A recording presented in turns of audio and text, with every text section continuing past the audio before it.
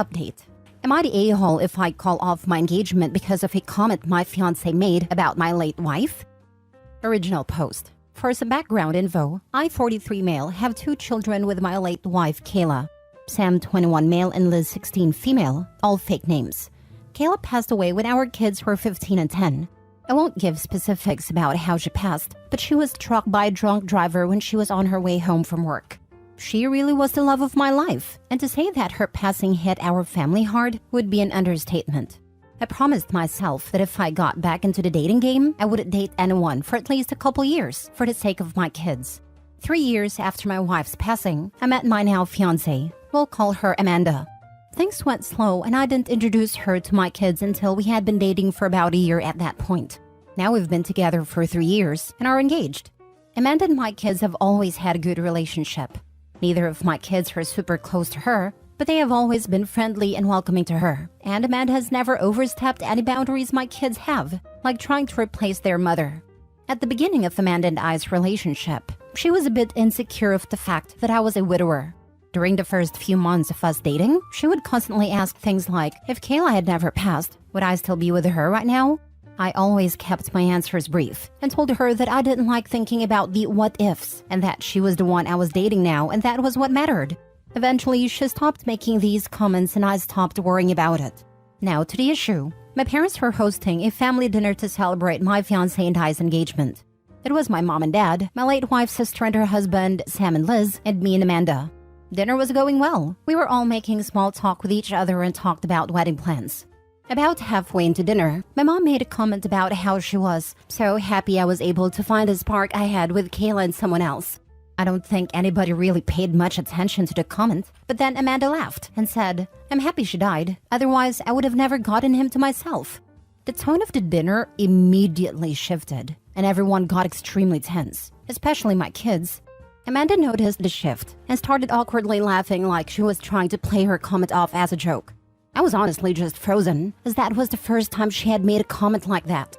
My kids looked disgusted, and Liz got up and walked out to the car. Sam waited a bit longer like he wanted me to say something, but I was still in shock about what Amanda had said.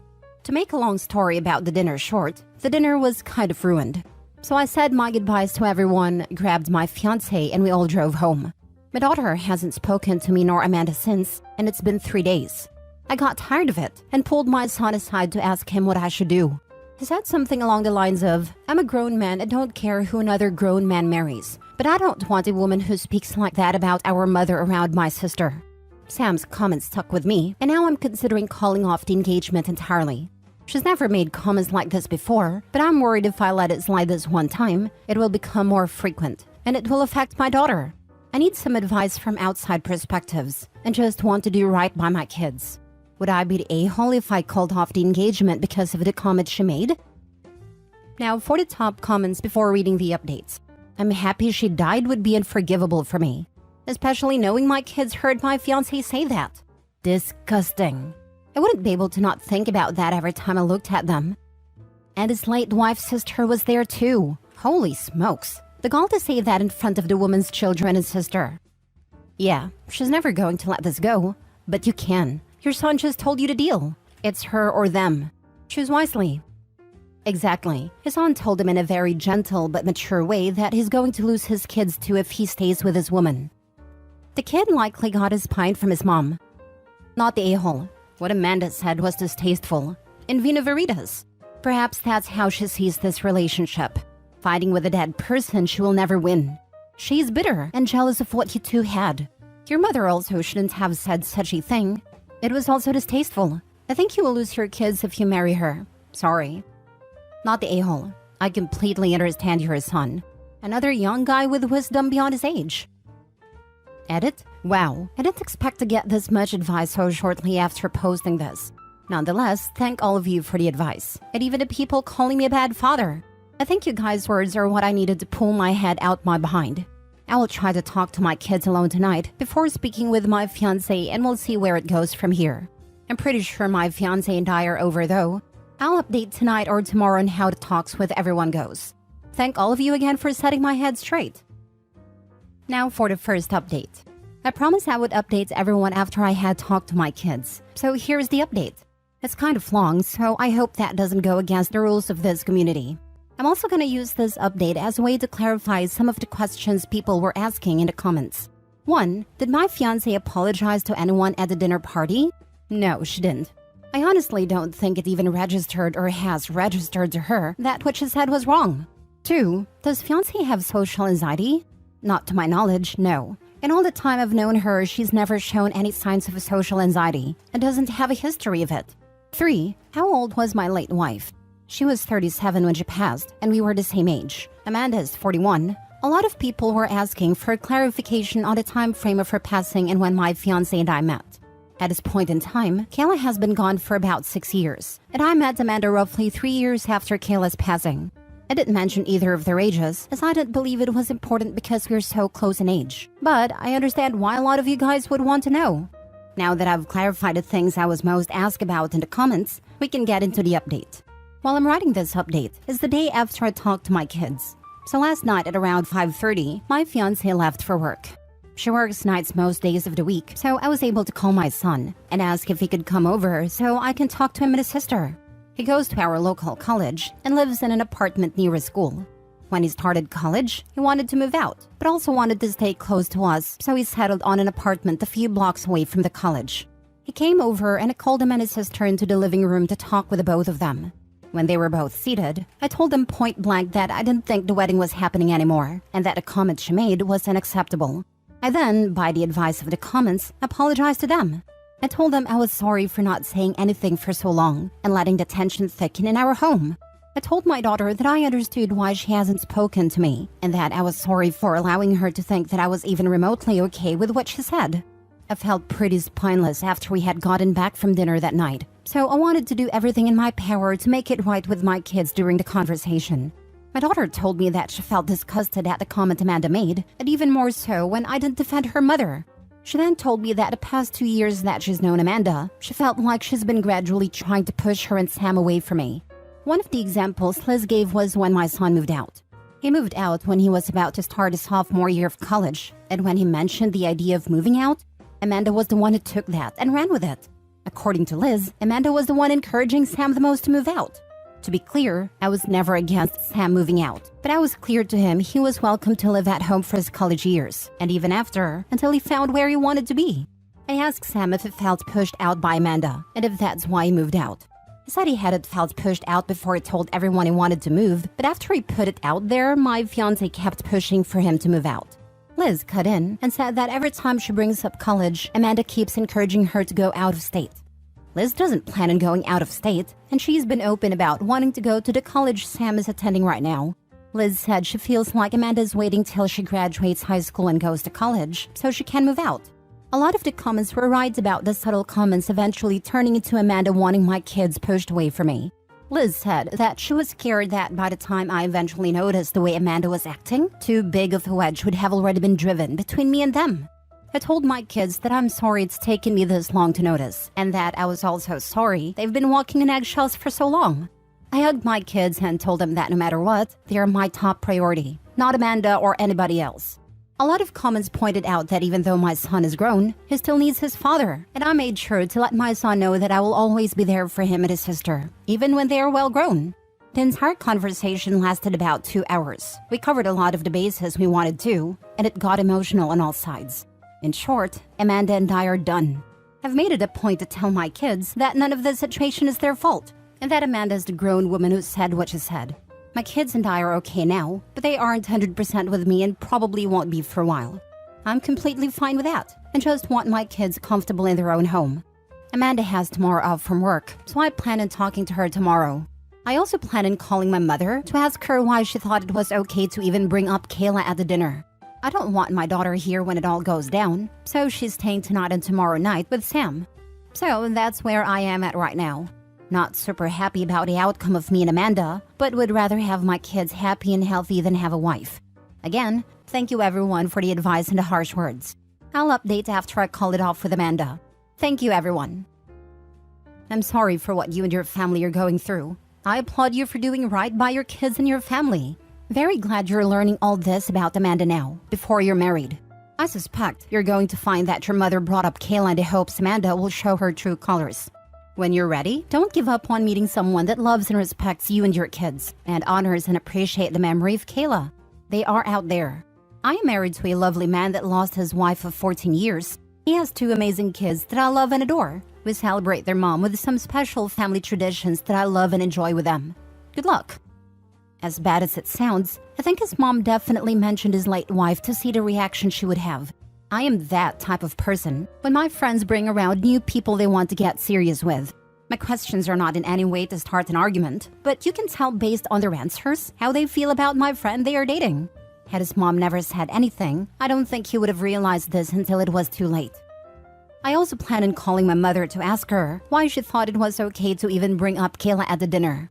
You're going to ask her why she said something that brought out your soon-to-be ex-fiancé's true colors out into the open? Dude, you should be thankful that your mother's comment was a catalyst for you to finally see what Amanda has been doing to your own kids. You say that you and Amanda are done, but it sounds like you kind of blame your mom for this, when you should be thanking her for pulling the rose-tinted glasses off your eyes.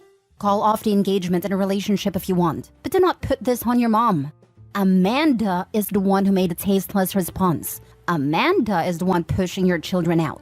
Amanda is the one in a one-sided competition with your dead wife. For reals, I don't actually believe in ghosts, but if I pass away before my husband and later decides to berate his mother for mentioning me at a dinner party, I will find a way to hunt him. Gosh, I would have loved to have a father like you. You are doing a really good job. Someone mentioned a hidden camera. Cover your back in a conversation with her, just in case. Now for the second update. Okay everyone, here's the update you guys were waiting for. Again, this is a long post, even longer than the last update. So where we last left off is my kids and I talked, made up, and my daughter is staying with her brother so she doesn't get caught up in what was about to happen with my now ex-fiancé. Before the hard part of the day, breaking it off with Amanda, I made a call to my mom to let her know of the situation. A lot of the comments told me to not bash my mom for the comment she made.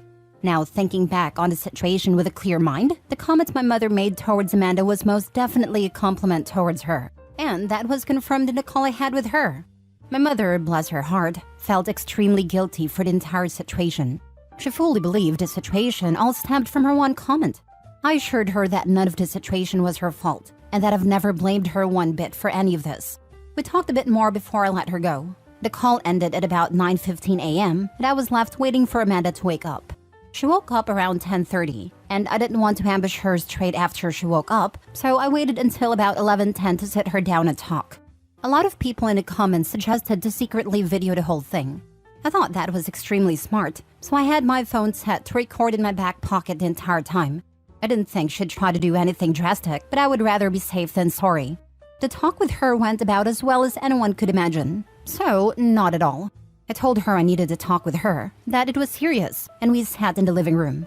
When we were seated, I began unloading at her about a comment she made about Kayla at my parents' house, how it made my kids feel, how it made me feel, her lack of apology of any sort of acknowledgement to what she said, and so on. I told her I expect her to give an apology to my parents, my in-laws, and most importantly, my kids. During the entire time of me unloading on her, she didn't seem to show any bit of emotion other than her eyes, which were slightly wider than normal. After I spoke my truth, she straight up asked, "So if I apologize to everyone, we'll go back to normal?" I told her point blank no. I told her that a comment she made at dinner was not the extent of my problems with her.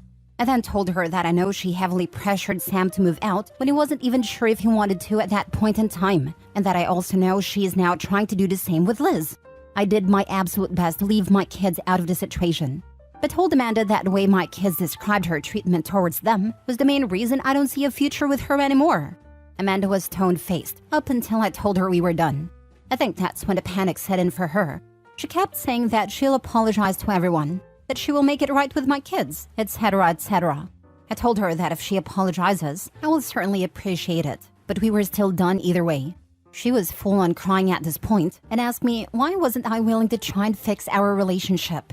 And I told her that even though I loved her, and I will be honest, I still love her very much, I was not willing to take another chance of my kids being hurt again the way they were. I was frustrated and shot back at her, asking her why she was trying to push my kids out of their own home. And I got back an answer I was not at all expecting. I was completely shocked at her response, but a lot of you guys won't be. A lot of commenters actually hit the nail right on the head with what Amanda was truly like. Amanda responded with, "Well, I didn't know you expected me to have somebody else's kids for the rest of my life." I immediately saw red, and after about a minute, I told her get out. I told her that my kids can go wherever they damn please, especially in the house that I own and pay for. She tried to retaliate, but in the end ended up packing a few bags and going to stay with one of her friends. I emailed a copy of the phone recording to myself. The talk lasted for about 25 minutes, not nearly as long as the talk I had with my kids. So if anything ends up coming off the conversation, I have all I'd need to keep my name clear. I've texted my kids that Amanda's out of the house for good, that they're welcome to come home anytime, and let my son know that if he wants to, he is more than welcome to move back in completely. My daughter is coming back from her brother's place in the afternoon, and I still have phone calls to make to my parents and in-laws to apologize for this mess of a situation. Amanda's out of my house, but keeps blowing up my phone for us to try to work things out. I'll let her come by the next few days so she can collect the rest of her stuff out of my house, but she's not welcome to live here again. I'll be honest and say that I am a bit devastated. Despite everything Amanda did, I still love her, and I probably won't stop loving her for a minute. But I'll be okay. Right now, I just want to focus on a family that needs me and will use this situation as an excuse to bond more with my kids. Another big thank you to everyone who helped me in the comments. A lot of the advice you guys gave played a part in making things right with my family. It would be a good idea to start packing up her stuff now. A few times toward me, but I've also seen it towards others. When ex-partners come to get their stuff, they try to take or ruin things that you had in the house. Or if not packing, get it put in a spot in the garage or something like that, so she doesn't have access to the whole house. I would recommend that if they do this, they record it. Don't give her a chance to lie and say you broke or stole things. If you haven't already, change the locks. You never know how she might act out. Not saying she will, but better to be safe than sorry. Good luck, my friend. And add cameras to the property. After an intense breakup, it's always vital to do a security update so your home remains safe. Amanda responded with, "Well, I didn't know you expected me to house somebody else's kids for the rest of my life." You know, this line would have definitely killed any love I may have had for her. That wasn't already killed off with that vile statement during dinner. OP, I am so incredibly sorry that the woman you love was not really the woman you thought she was. I know this is extremely painful and devastating. You were planning a life with her, and now that is severed. I'm so sorry. You did good. I know you know that, but sometimes we just need to hear or read it. Be well.